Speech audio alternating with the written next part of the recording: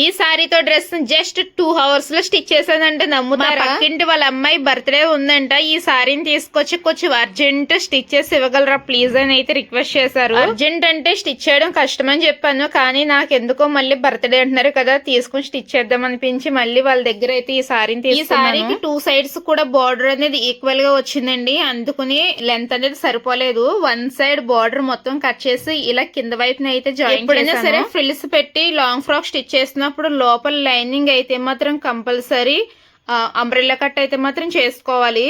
లేదు ఫ్రిల్స్ పెట్టి స్టిచ్ చేసామంటే ఉబ్బెద్దగా వచ్చి అస్సలు నీట్ గా ఉండదండి ఫ్రాక్. నేను 2 hours లో స్టిచ్ చేశాను అన్నానంటే ఏమో తెలియదు, కానీ కొన్ని డ్రెస్సెస్ అయితే చాలా ఈజీగా అయిపోతాయండి. కొన్ని డ్రెస్సెస్ రోజంతా స్టిచ్ చేసినా కూడా కంప్లీట్ అయిన తర్వాత లుక్ అయితే అదిరిపోయింది. నెక్స్ట్ వీడియోలో అయితే పోస్ట్ చేస్తాను, తప్పకుండా అయితే చెక్ చేయండి. ఒకసారి లాంగ్ డ్రెస్ వీడియో కావాలనుకుంటే మన యూట్యూబ్ ఛానల్లో చాలా వీడియోస్ ఉన్నాయి, ఒకసారి వెళ్ళి విజిట్ చేయండి.